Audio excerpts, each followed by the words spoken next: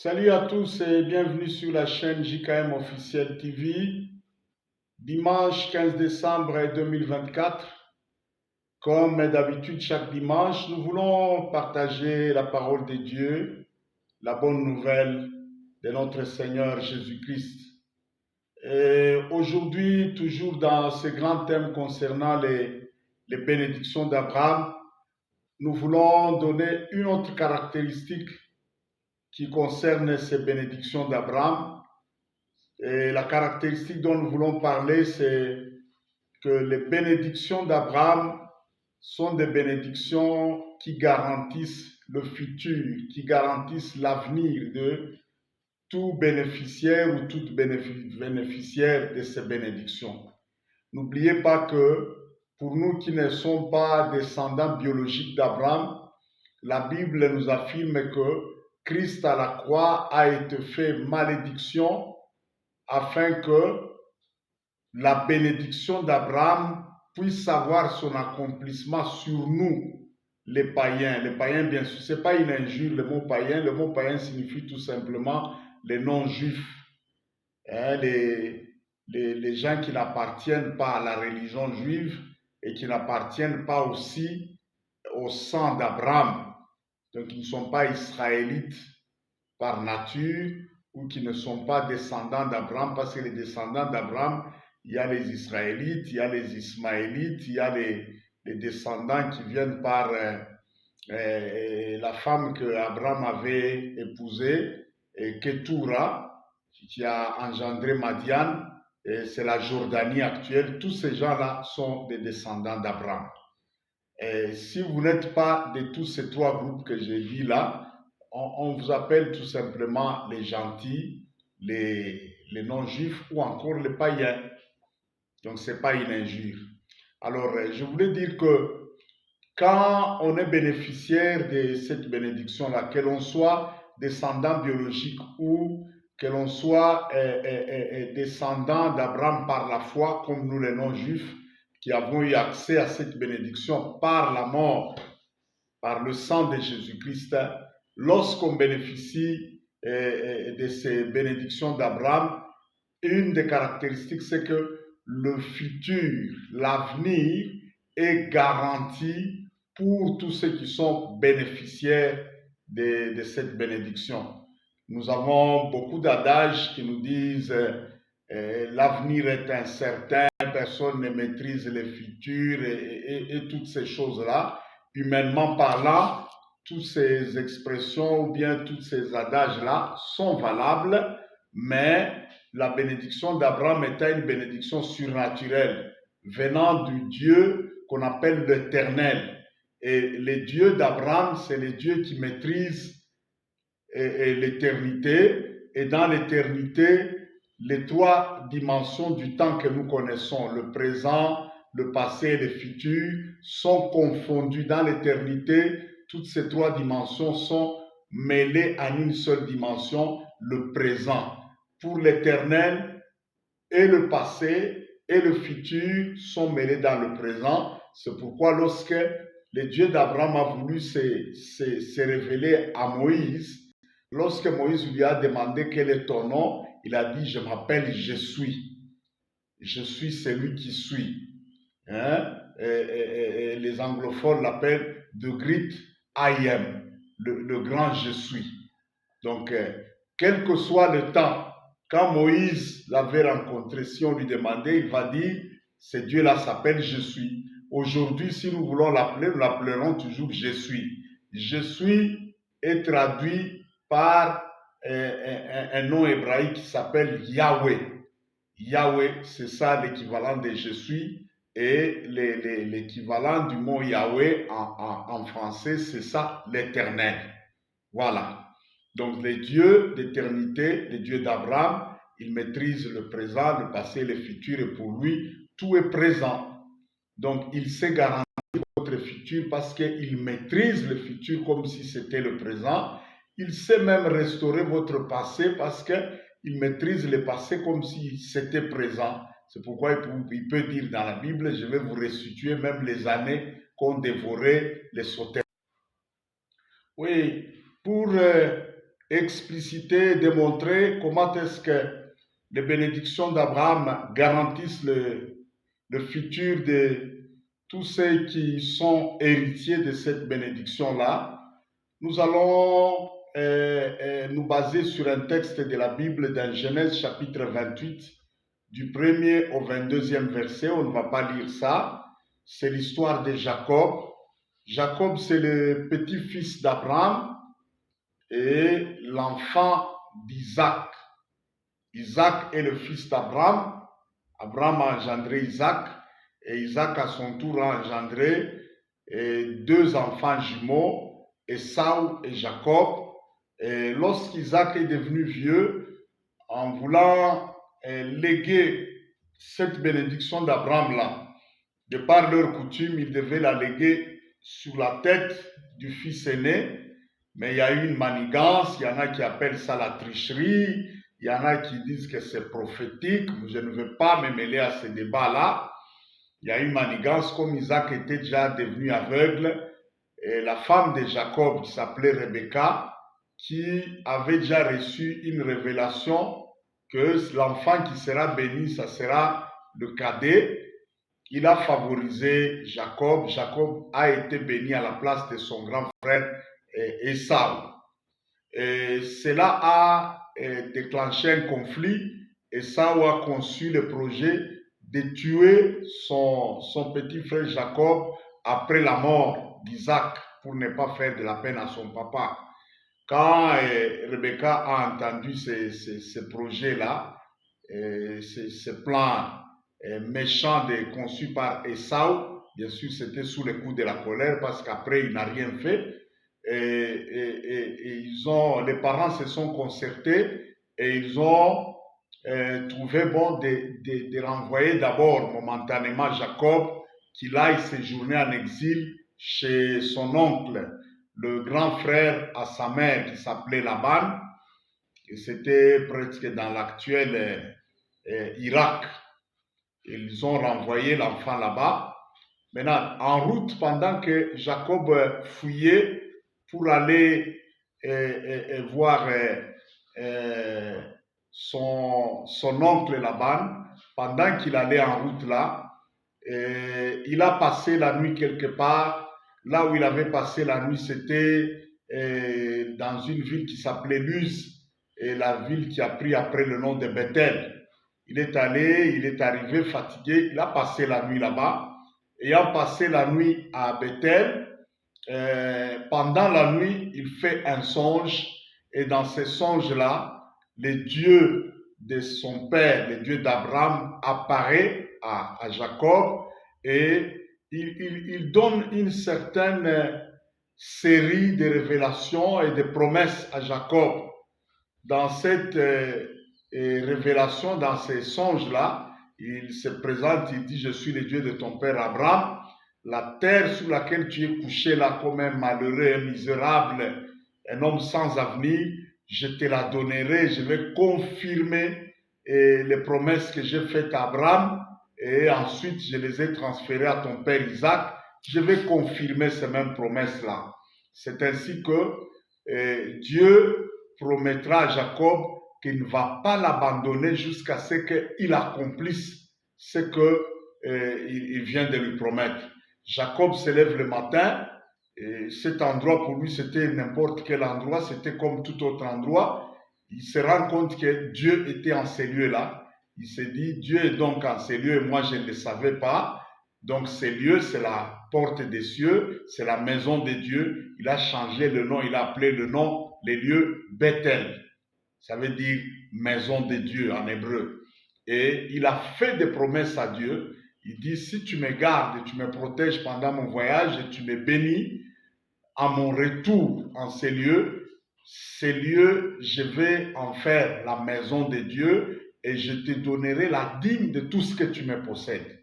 Et Jacob est parti, il a poursuivi son voyage après ces vœux-là. Et bien sûr, à part les vœux, Jacob a pris la pierre sur laquelle il avait mis sa tête comme oreiller. Bien sûr, il a dû mettre quelque chose dessus. Et à partir de ses contacts avec cette pierre-là, il avait eu le songe. Et il y a beaucoup de commentateurs qui affirment que cette pierre pourrait être l'une des pierres qui constituait l'autel qu'Abraham avait bâti lorsqu'il est arrivé dans la terre promise. Le deuxième autel qu'Abraham avait bâti, il l'avait bâti à Bethel. Et il y a beaucoup de chances que cette pierre soit parmi les pierres qui constituaient l'autel, et l'autel qui s'est bien sûr dispersé par l'usage du temps, bien sûr, et personne n'avait détruit ça. Sur base de ce contact avec une des pierres de l'autel, le Dieu d'Abraham s'est révélé à Jacob. Il a oint cette pierre-là, il en a fait un monument comme un lieu de souvenir pour se souvenir que Dieu s'était manifesté à lui là-bas, et ainsi il a continué son chemin. Il est allé chez son... Oui, après cette prière, ces vœux et la cérémonie que Jacob avait faite pour immortaliser cet endroit-là, Jacob a continué son voyage vers l'inconnu. Il n'avait jamais rencontré son oncle. Il allait pratiquement vers un milieu inconnu. Là, je voulais aussi marquer un petit arrêt, ouvrir une petite parenthèse concernant les chrétiens aujourd'hui. Et chaque fois qu'on arrive à la fin de l'année comme ça, la nouvelle année, c'est de l'inconnu, bien sûr. Même ça, Dieu reconnaît. Dans les Écritures, on dit ne te vante pas du lendemain parce que tu ne sais pas ce qu'un jour peut enfanter. Mais notre manière de nous préparer à l'inconnu, là, elle n'est pas tellement biblique. Je vois beaucoup de gens à la fin de l'année ici faire beaucoup de prières, briser les plans du diable, des démons et tout ça, jeûner, prier. C'est très bien, mais c'est pas suffisant. C'est pas suffisant. Si nous ne savons pas nous tenir devant l'autel de l'Éternel, et si nous ne savons pas comment contracter des alliances et des vœux qui vont garantir notre futur, l'avenir nous restera toujours incertain et rien à faire. Il y aura beaucoup de choses qui vont se faire. Et là, je ne veux pas dire que ceux qui sont en alliance avec Dieu n'ont pas de problèmes. Ils en ont, mais dans leurs problèmes-là, à cause de l'alliance et des vœux, Dieu est déjà engagé dedans. Ce que je veux dire, c'est quoi? À la fin de l'année comme ça, prenez toujours le temps de chercher un endroit où on adore Dieu et on l'invoque en vérité. Allez à ces lieux de culte-là, prenez vos offrandes, offrez à Dieu pour la nouvelle année quelque chose qui a de la valeur pour vous-même. Moi, je ne peux pas dire comme les autres exagèrent là, il ne faut pas donner moins de ça. Non, non, non.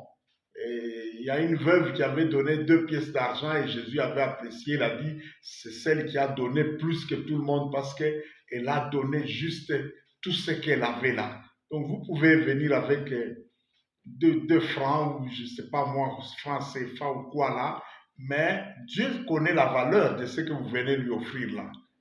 Donc cherchez quand même une offrande et qui a de la valeur et qui signifie un sacrifice vraiment pour vous. Et je ne vous dis pas non plus de vous dépouiller de tout ce que vous avez, mais ne donnez pas aussi quelque chose qui n'a pas de la valeur devant vous. Quand vous donnez, vous-même, vous sentez que ça ne signifie rien pour moi. Non, Dieu, nos offrandes représentent aussi notre adoration pour Dieu. Donc, offrez quelque chose qui a de la valeur et faites des vœux à Dieu. Si tu me gardes, tu me protèges, tu garantis ma paix, tu me fais prospérer. Et là, tu présentes maintenant tes projets à Dieu. Si tu me fais réussir dans telle chose, à la fin de l'année, avant que l'année ne se termine, moi aussi, je ferai ça pour toi. Là, il y a un vœu et il y a un accord avec Dieu qui permet que votre futur soit sécurisé par Dieu. C'est ce que Jacob a fait. Et là où Jacob est allé, la preuve, il est arrivé chez son oncle qui était un monsieur très méchant qui a exploité beaucoup Jacob. Jacob a vécu 20 ans chez Laban, mais 14 ans il a travaillé juste comme un esclave parce qu'il voulait épouser les filles de son oncle. Et comme dans leur coutume, à ce temps-là, ils préféraient se marier dans la même famille parce qu'il y avait aussi un problème de divinité. Vous allez marier une autre femme qui a des divinités étrangères et qui peut annuler les promesses divines pour vous. Son oncle l'a fait travailler 14 ans pour épouser les 2 filles de son oncle.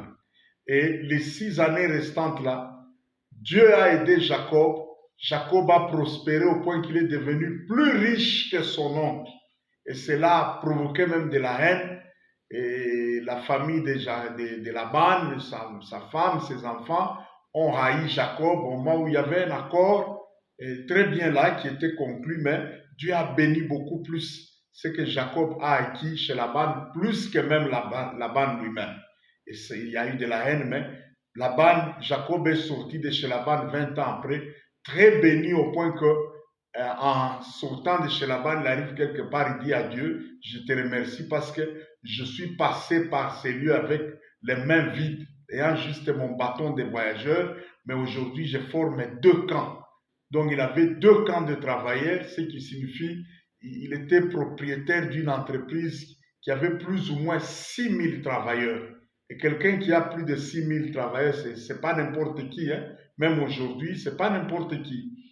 Donc vous voyez un peu la fidélité de Dieu sur les bénéficiaires des promesses d'Abraham.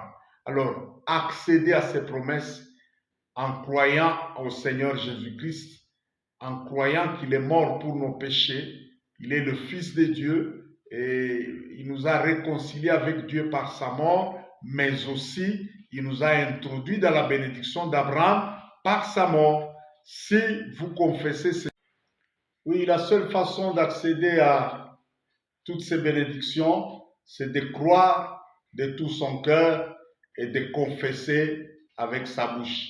C'est ce que la Bible dit. Si tu crois dans ton cœur que Jésus-Christ est ressuscité des morts, et si tu confesses de ta bouche que Jésus-Christ est Seigneur, qu'il est le Fils de Dieu, tu seras sauvé.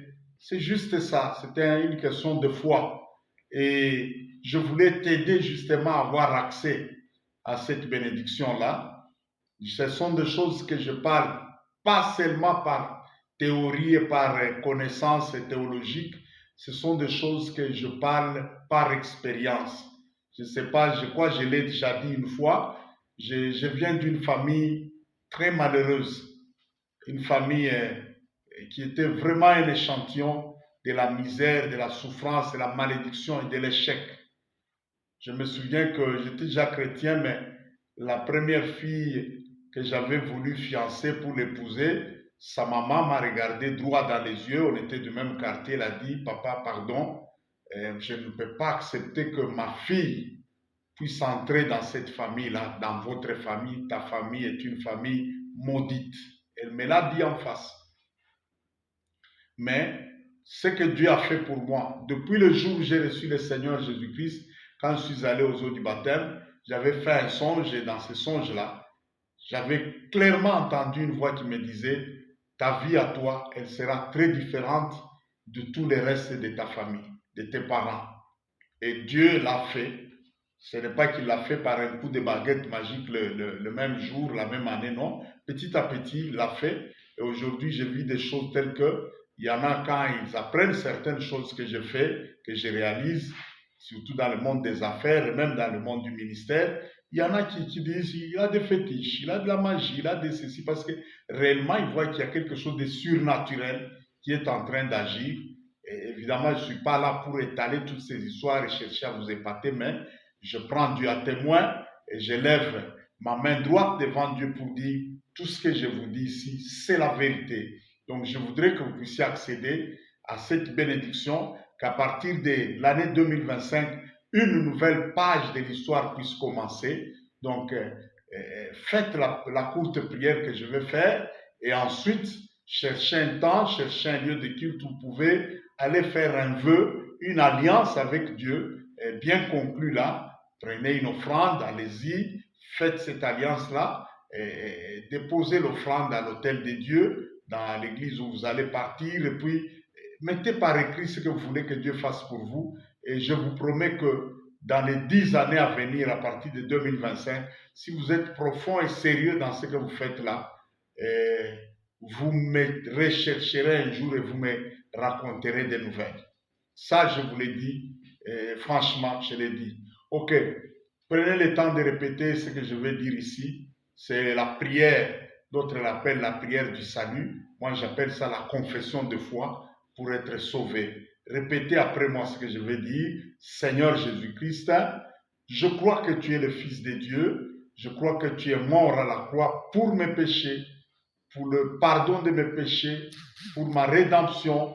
Mais je crois aussi que tu es mort à la croix pour prendre ma malédiction. Tu as été fait malédiction à ma place afin que la bénédiction d'Abraham puisse être activée dans ma vie.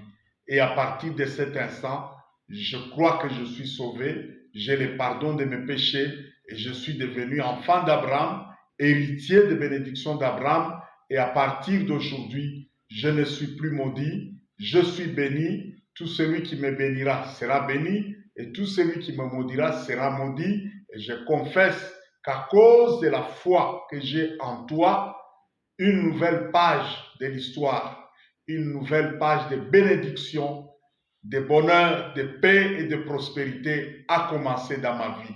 Merci Père pour le salut que tu m'accordes par ton Fils bien-aimé. C'est dans le nom de Jésus-Christ que je prie ainsi. Amen. Voilà, que Dieu vous bénisse.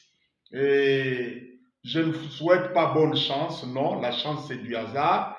Je déclare que vous êtes bénis et qu'à partir de cet instant et dans la suite des années et des jours qui viennent, vous irez toujours plus haut, vous irez toujours de gloire en gloire, de succès en succès. Le même Dieu qui a promis à Jacob, qui a apparu à Jacob, ce même Dieu est devenu votre Dieu. Il vous conduira, il vous protégera, il vous gardera, il vous guidera, il vous fera prospérer. Merci beaucoup. À très bientôt sur la chaîne JKM officielle TV.